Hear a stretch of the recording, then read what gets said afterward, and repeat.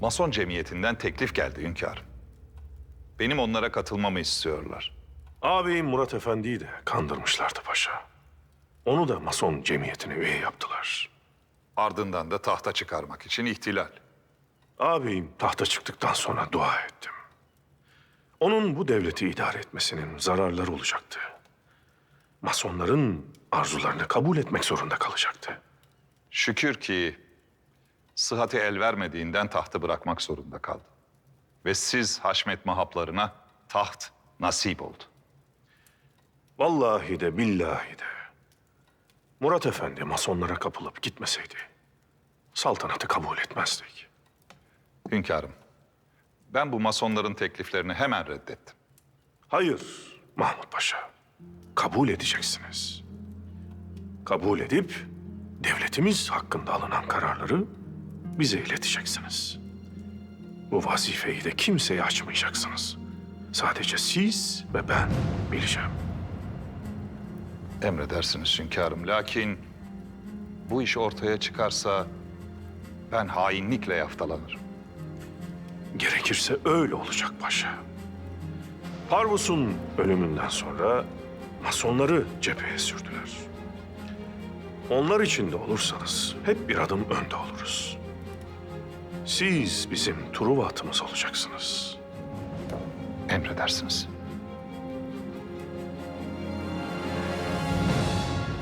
Büyük locamızdan çıkan kararla Amerikan Başkanı McKinley öldürüldü.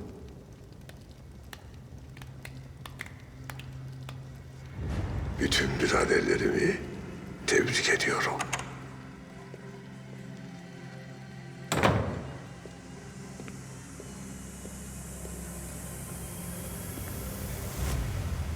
McKinley suikastını Amerikalı Müslüman Muhammed Webb tertipledi.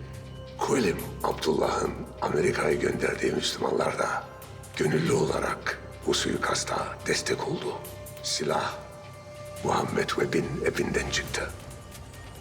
Aldığımız istihbarata göre bir Rus öldürmüş. Suikastın bir Rus yerine bir Müslümanın üzerine kalması bizim için daha münasip. Kuelim Abdullah'ı Abdülhamid'den tekrar isteyin. Bir kral katilini kimse elinde tutmak istemez. Anladım efendim. Toplantımız bitmiştir. Siz saraya gidebilirsiniz.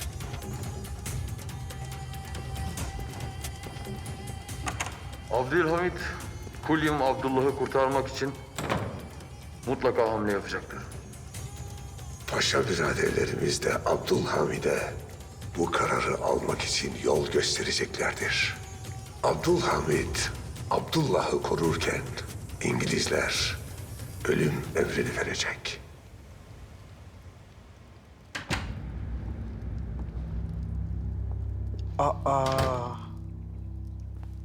Maşallah Ferido'cum, tosun gibi olmuşsun.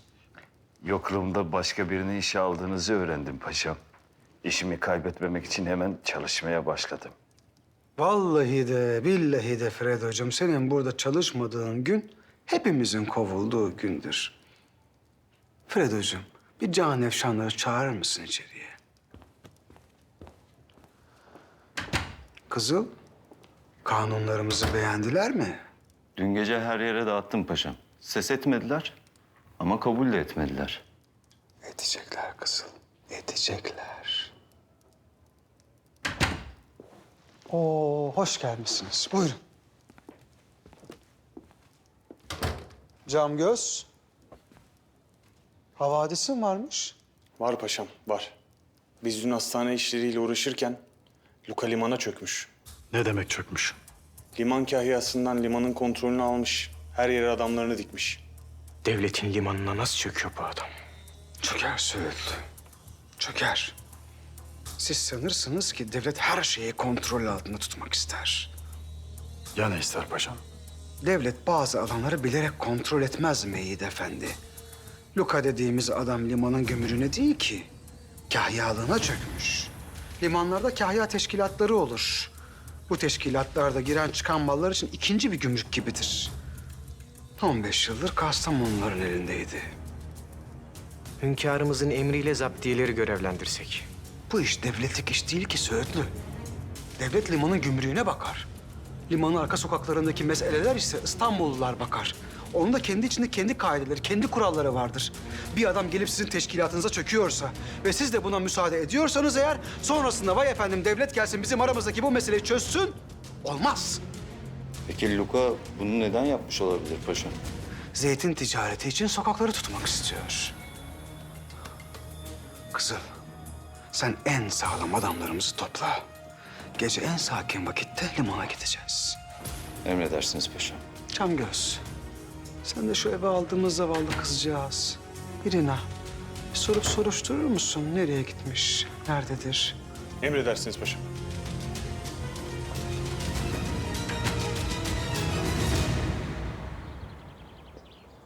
Maalesef biz sizi gönderiyoruz. Meseleleri çözdüğümüzü sanıyoruz. Lakin mütemadiyen geri geliyorsunuz. Hükümetimizle görüştüm. Kulim Efendi'yi ısrarla teslim etmenizi istiyorlar. Eğer Eğer vermezsek ne olacakmış? biliyorsunuz Amerikan başkanı öldürüldü.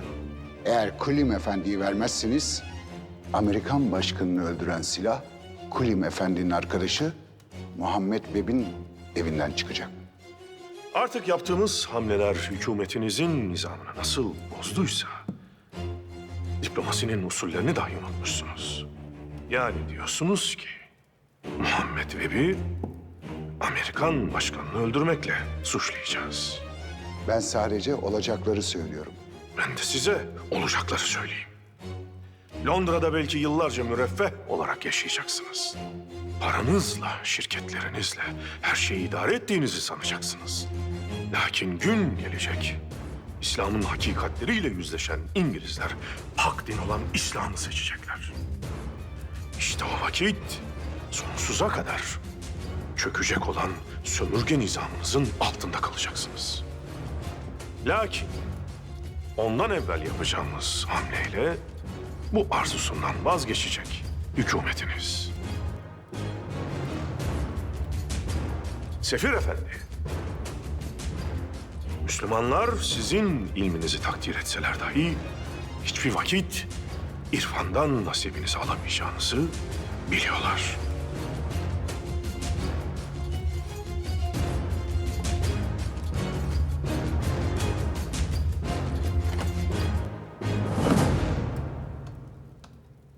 Oh ne ala. Lucateso tezgahını kurmuş. Şirket, liman. Limanı aldıktan sonra ne yapacağız? Emniyete alacağız. Limandaki kahyalar bizim adamlarımız olacak. Zaten bugüne kadar yapmadığımız kabahat. Paşam, adamları topladım. Ala. Sordum soruşturdum paşam. Kızdan bir haber yok. Yolu açık olsun. Nereye gittiyse. Baskını ne zaman vereceğiz paşam? Paşam. Ha. Baskını ne zaman yapacağız dedi. Ortalık ıssızlaşınca zayiat vermememiz elzem.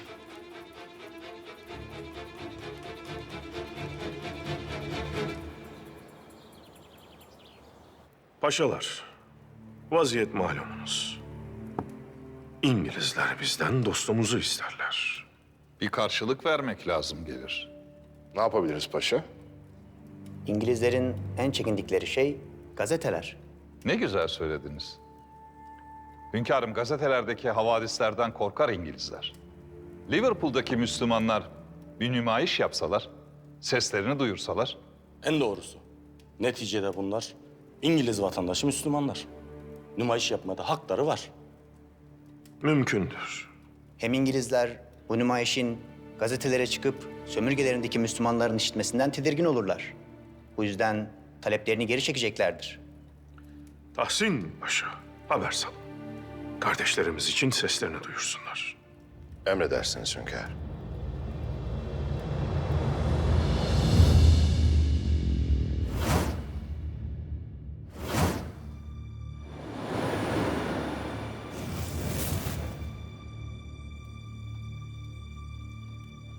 Liverpool'daki Müslümanlar yekpare oldular.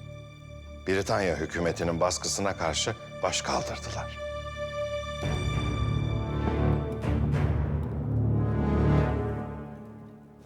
Paşa biraderlerimiz üzerlerine düşen vazifeyi layıkıyla yaptılar. Abdülhamid'e istediğimiz kararı aldırdılar. Kurduğumuz locanın gücü daim olsun. Sabahattin biraderimiz Abdülhamid'in aldığı kararı sefire iletecek. İngilizler Abdülhamid'in hilafet gücünü nasıl yok edeceklerinin kararını versin. Hocamız alınan kararı uygulamayı şeref sayacaktır.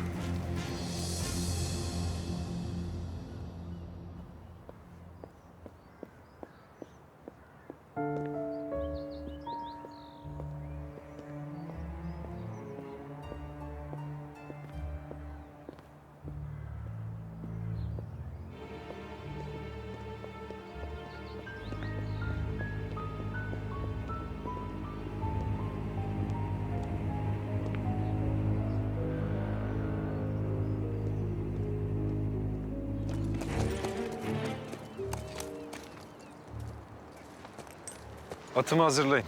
Bir saat dolaşmaya çıkacağım. Emredersiniz şehzadem. Hemen hazırlıyorum.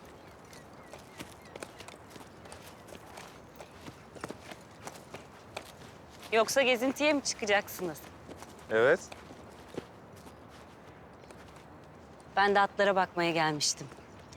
Bana iyi geliyor. Kendimi Abazya'daki çiftliğimizde gibi hissediyorum. Öyle çok özledim ki oradaki günlerimi. Bahsetmiştiniz. Demek orada da atlarınız vardı. Evet. En güzelini babam bana hediye etmişti. Bembeyazdı atım, kar gibi. Adını ben koymuştum. Neydi adı? Aşk. Aşk mı? Evet, aşk. Atınıza aşk ismini mi verdiniz? Aşkı hep dört nala koşan atlara benzetmişimdir.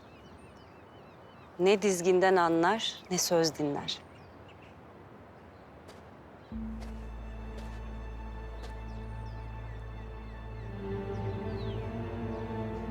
Sizce de öyle değiller mi? Aşk kadar cesur, aşk kadar güzel. Öyleler.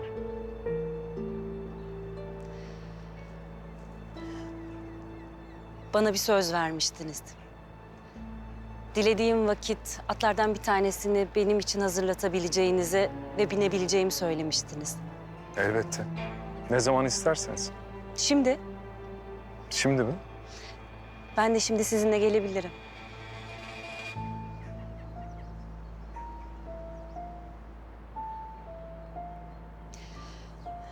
Münasip olmayacağını düşünüyorsunuz. Handan Hanım bu vaziyeti hoşnut karşılamaz.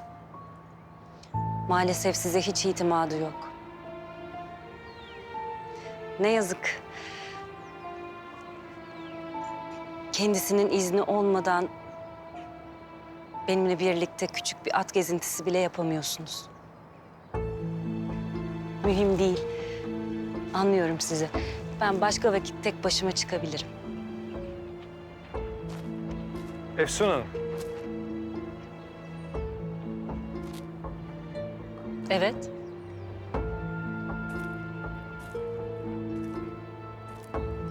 Masum bir at gezintisi için kimseden müsaade alacak değil.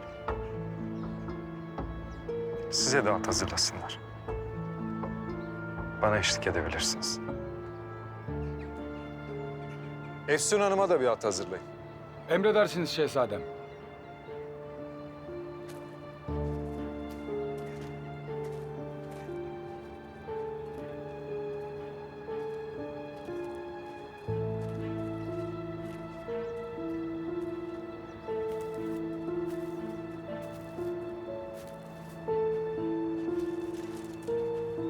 Kolay gelsin.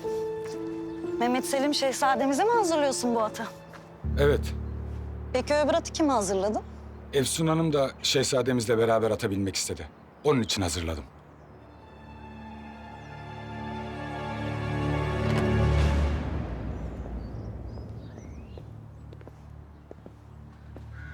Selamun aleyküm. Buraya kadar gelip de kararlarımızı bilmeyeniniz var mı? Ses çıkmadığına göre yok. Âlâ. Paşam, siz ne yaparsanız adaletle yaparsınız. Raconu siz kesmişsiniz. Bundan sonra sizi dinlemeyeni de biz keseriz. Eyvallah. Eyvallah. Can efşanlar, biz isteriz ki payitahtın bütün sokakları huzur bulsun. Kumar masalarına oturup servetlerini kaybedenlerin yuvaları yıkılmasın isteriz. Yahu payitahtımızın fidan gibi gençleri heroin meselesi yüzünden helak olmasın isteriz. Bu aziz şehir, buraya fetih için gelen sahabelerin, o mübarek sahabelerin fethettiği şehirdir. Az ötede Fatih Sultan Mehmet Han Hazretleri metfun. Onlar bu şehri ahlaksızlık kol geçsin diye fethetmedi. Canefşanlar, hünkârımız Sahip Kıran Efendimiz elinden gelen bütün tedbiri alıyor. Bizim işimiz ise onun işini kolaylaştırmak. Eğer biz limanın kontrolünü alamaz isek, sadece gümrükle payitaht için dönen pis işleri ve payitahta gelebilecek zararları def edemeyiz. Ancak ve ancak eğer limanın kahyalığını alır isek, gelen malların nereden geldiğini ve giden malların nereye gittiğini ancak o şekilde bilebiliriz. Canevşanlar, benim emrim olmadan tek bir mermi sıkılmayacak. Zira biz isteriz ki bu işi kazasız, belasız ve de kansız çözelim. Anlaşıldı mı? Eyvallah. Eyvallah.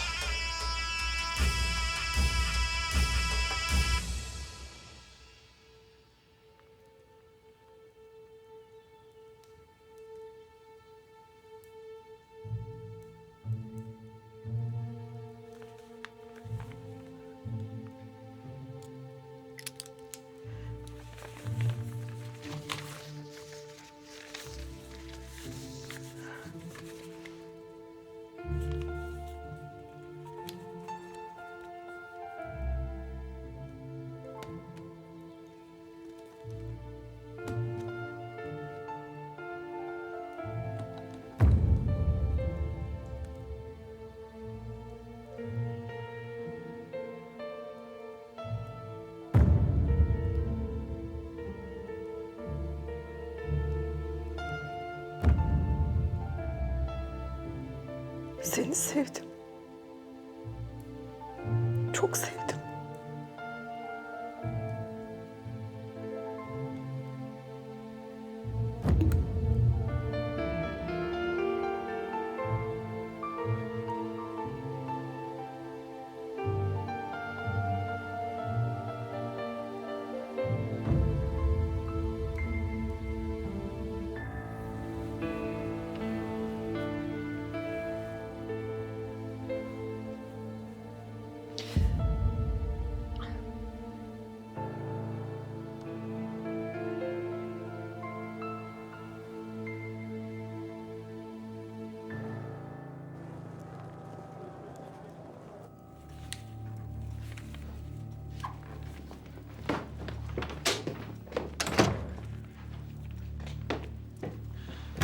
Abdülhamit büyük bir hamle yapmış.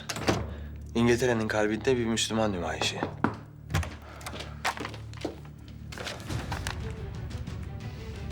Telgraf makinesini kapatın. Çık dışarı.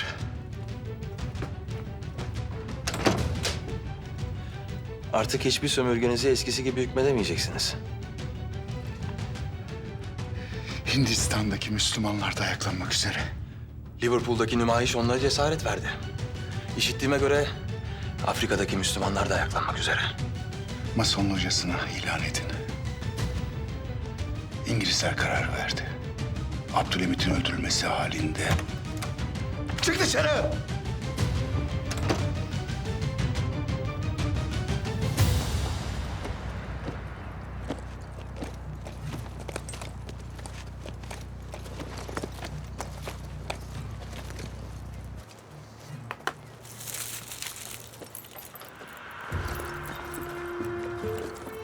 Çok güzel değil mi? Evet, çok güzel.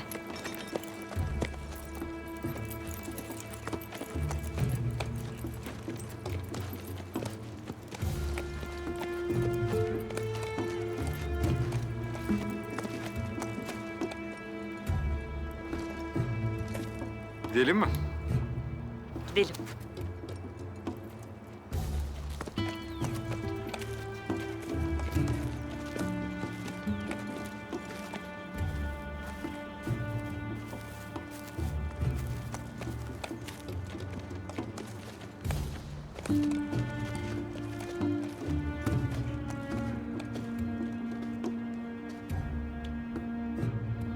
At çok sakin görünüyor.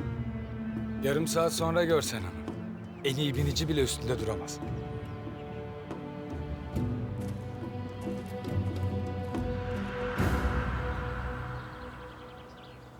Liverpool'da, İngiltere'de bu kadar adama hükmediyor olmanız hükümetimiz için tehdit.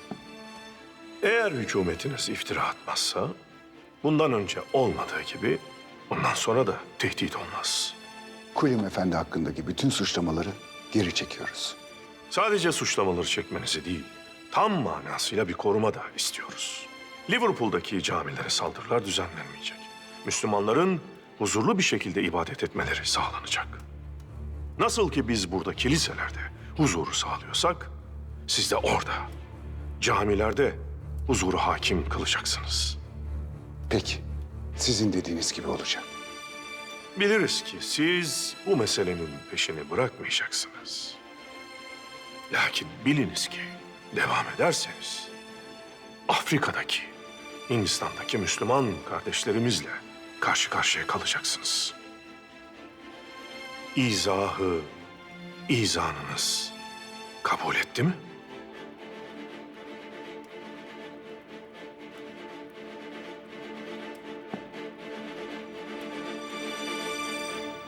Mahmut Paşa için locamız toplanacak. Biz olacak mıyız locada? Hayır.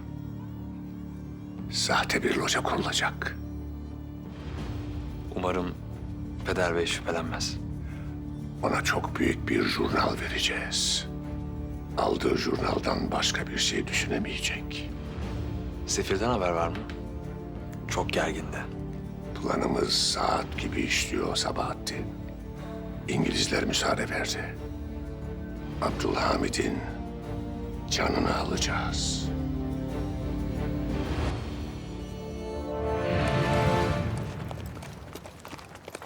Uzun zaman sonra ilk defa böyle keyifli bir gezintiye çıktım. Teşekkür ederim. Ne zaman isterseniz söyleyin. Ben olmasam da muhafızlar size eşlik eder. Yanımda sizin olmanızı tercih ederim. Sohbet etmiş oluruz hem. Lakin anlatan hep benim. Siz hiç kendinizden bahsetmediniz. Benim sizinki gibi inanılmaz bir hikayem yok. Benimki neden inanılmaz? Süheyla Hanım'a duyduğunuz sevgi gerçek olmayacak kadar büyük. Sizin de mutlaka sevdiğiniz biri olmuştur. Hayır, olmadı. Bana talip olanlar, ailemin münasip gördüğü birileri oldu. Ama benim gönlüm hiçbirine ısınmadı. Ümit ederim ben de bir gün o hissi tadarım.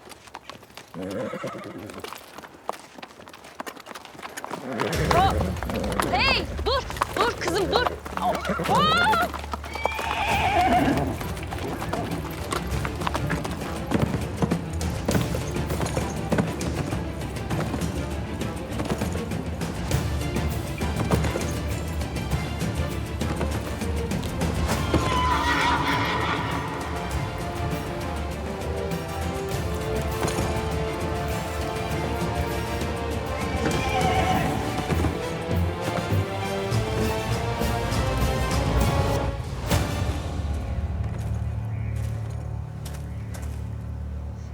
Efsun Hanım.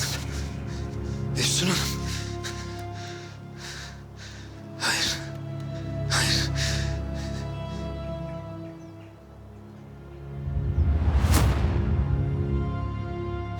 Bana bak. Bana bak.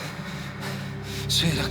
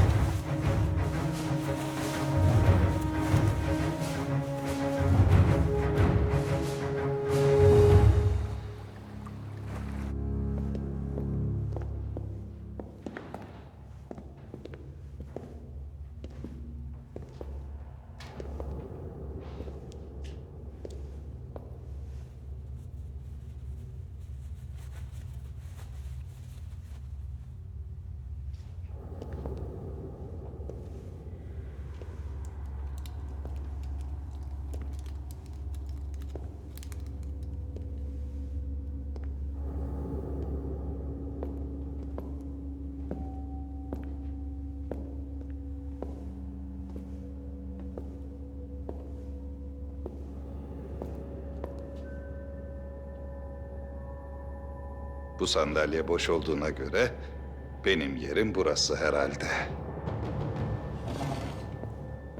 Evet.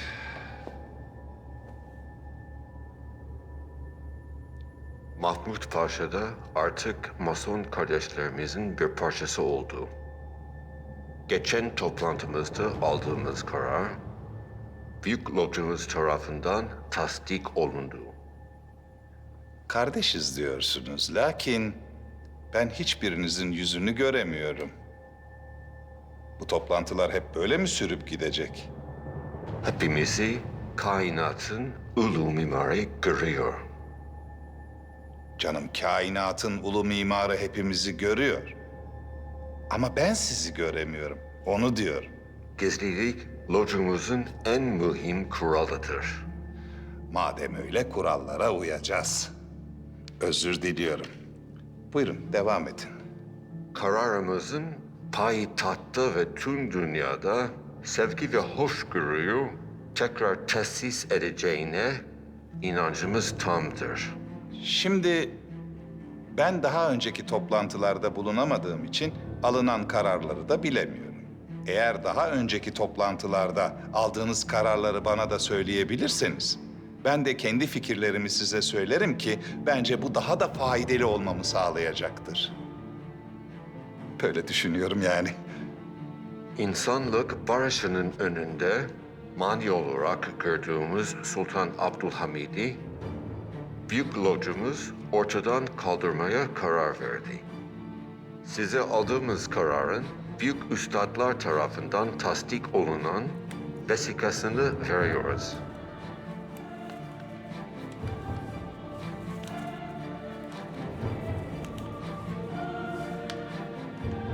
Benim anladığım, bu vesikada Sultan Abdülhamit Han'ın ölüm fermanı var. Anladım. Anladım kardeşlerim. Birinci takımın başında kim var? Mehit Efendi. Söğütlü'de ikinci takımın başında. Ayrı ayrı sokaklardan gireceğiz limana. Etrafı kuşatacağız paşa. İyi, hala.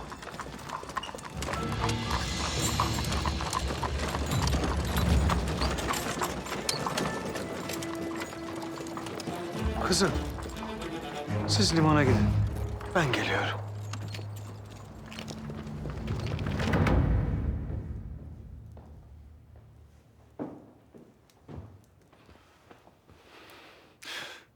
Siz niye Naime Sultan'ın yanında değilsiniz? Dinleneceğini söyledi. Çıkın dedi. Sık sık baktık paşam. Uyuyordu. Hiç kalkmadı. Tamam, bir müsaade edin bana siz.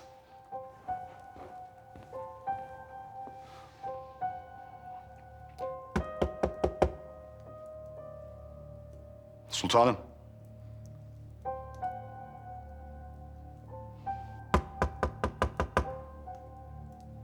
Sultanım. İyi misiniz?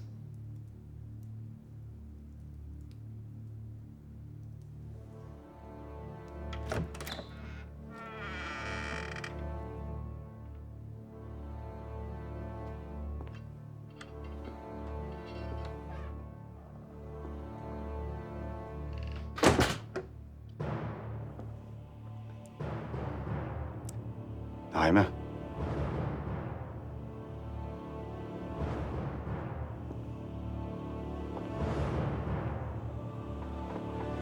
Naime. Uyuyor musun?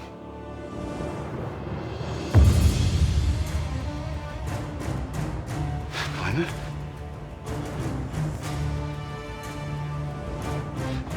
Naime. Naime. Naime kendine gel. Naime. Hekim çağırın çabuk. Naime kendine gel. Naime.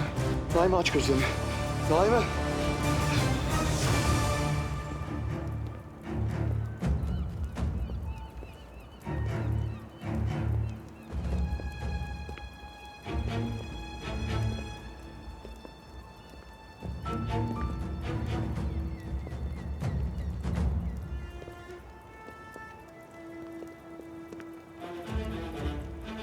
Ne yapacağız? Paşa nerede? Bekleyeceğiz. Fark edecekler bizi. Fehim Paşa'yı duydunuz. Ateş emri gelmeden ateş etmek yok. Liman almaya gelmişler. Ne yapacağız bizim kaptan? Bekleyeceğiz. Karşılık vermezsek bunların diyecekler bizi. Bekle dedik.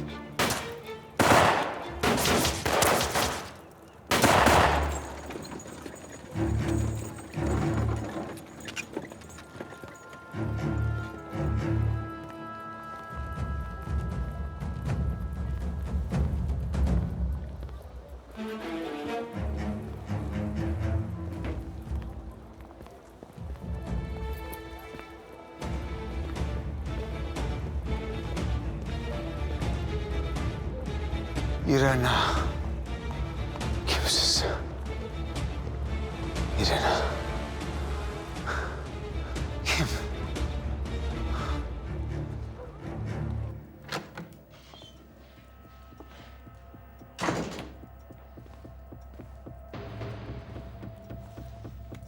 Pederime vesika verilmiş. Hemen oradan ayrılmış. Abdülhamid'in eline geçmek üzeredir. Abdülhamid'e öldürüleceğini neden haber veriyoruz? Bütün tedbirleri alacaktır. Alacağı tedbirler bizim sarayda açacağımız gedikler olacak. Nasıl? Öldürülmek korkusuyla bütün saray emniyetini tekrar gözden geçirecektir. Paşa biraderlerimizin yardımıyla biz de içeri sızacağız. Ölüm Abdülhamid'e çok yaklaştı. Gel. Allah ömürler versin, Allah ömürler versin, Allah ömürler versin. Buyur paşa. Hünkârım, Mason cemiyetinin toplantısına katıldım. Ne diyorlar paşa? Memleket zararına mı konuşuyorlar yoksa alakasız işler mi? Hünkârım, bunlar çok tehlikeli adamlar. Çok önemli bir vesika geçti elime. Ne vesikası? Hünkârım, Amerikan başkanından sonra global monarşi sizi öldürme kararı almış. Affınıza mağruren.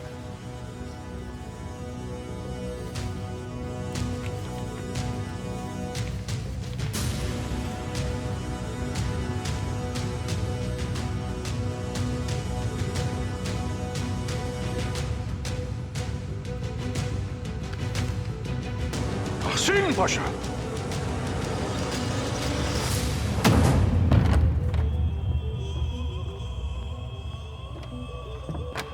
Buyurun hünkâr. Tahsin Paşa. Tüm saray muhafızlarını ve çalışanlarını yenileyeceğiz. İnceleyip sık dokuyacağız. Madem onlar bizim üstümüze gelecekler, sağlam bir kale gibi dimdik durmalıyız. Surlarımızda en ufak bir gedik açılmayacak. İnşallah. İnşallah hünkârım. İnşallah hünkâr. Hünkârım tamam. Saray muhafızlarını ve çalışanları yenileyelim. Lakin bizi af mı gördünüz? Bize ölüm geliyor diye korku verirler paşa.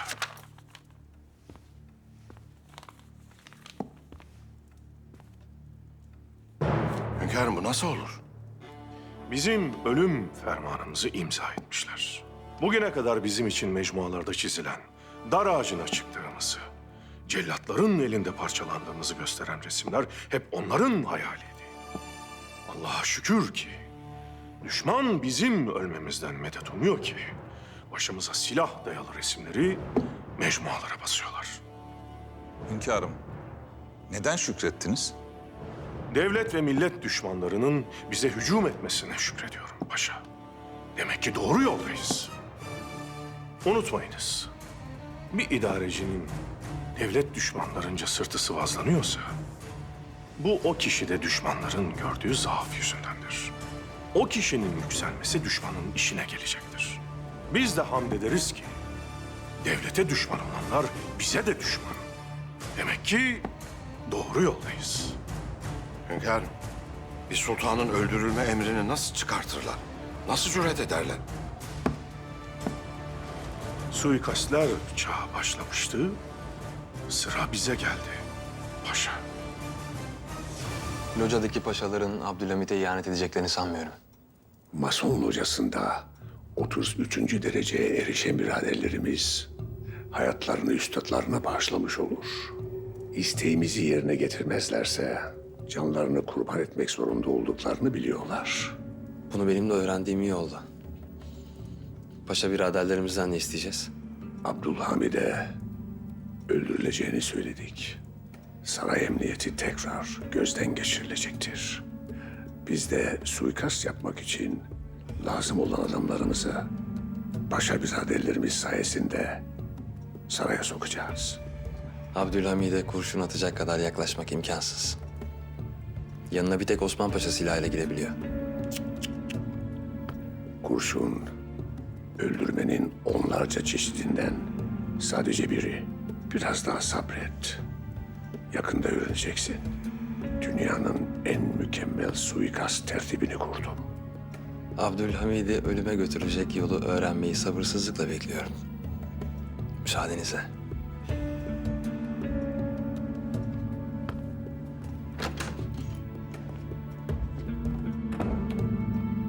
Hanedandan bir tek sen kalacaksın Sabahattin.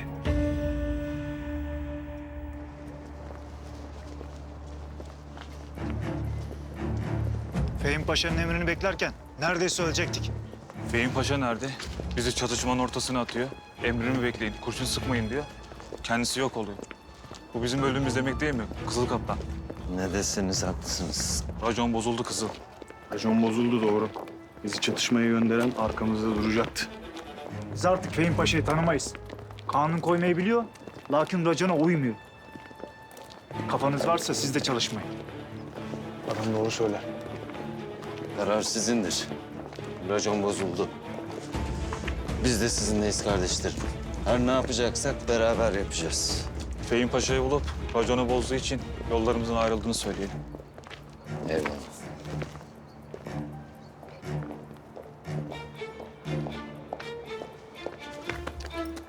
İrina Hanım. İrina Hanım.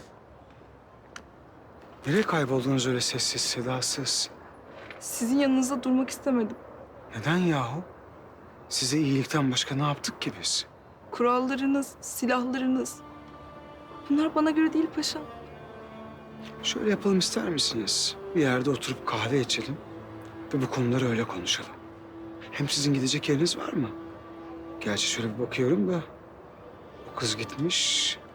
Yerine şık kıyafetler içerisinde mücevherler takılmış bir kadın gelmiş. Ha bunlar sahte. Bir yere gidelim. Oturalım. Anlatırım.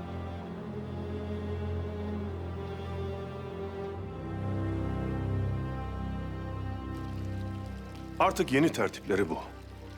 İşlerine gelmeyen, tekerlerine çomak sokanları anarşistler vasıtasıyla yok etmek. 1865 yılında Amerika Birleşik Devletleri'nde Lincoln öldürüldü.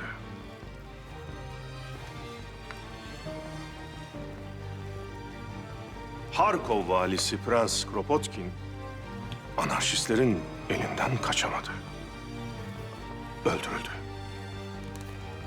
1881 yılında Rus Çarı II. Alexander uğradığı suikastten kurtulamadı. 1881 yılında Amerika'da Başkan Garfield katledildi. 1894 yılında Fransa Cumhurbaşkanı Carnot, 1896 yılında İran'da Nasreddin Şah, İspanya Başvekili Castillo'da, Avusturya İmparatoriçesi Elizabeth'te, İtalya Kralı Umberto'da öldürüldü.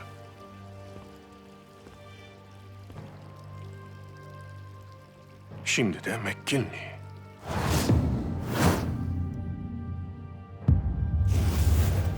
Artık bu tabloya bizim resmimizi de koymak isterler paşa. Allah muhafaza hünkâr. Ölümüne bir dakika ileri, ne bir dakika geri almaya gücümüz yeter paşa. Her şey Allah'ın elindedir. Lakin daha milletimiz için yapacaklarımız bitmedi. Bu suikastleri anarşistler işlediyse de Sebepleri tek. Global monarşiye, sermayeye ve paraya karşı gelenlere ders vermek istediler. Global monarşi bu hususta anarşistleri kullandı. Hünkâr, böyle bir tehdidi şimdi bize niye yaparlar? Biz Liverpool'da bir nümayiş emri verdiğimiz için paşa. Sabah erkenden Kulim Efendi'yi çağıralım paşa. Emredersiniz hünkâr.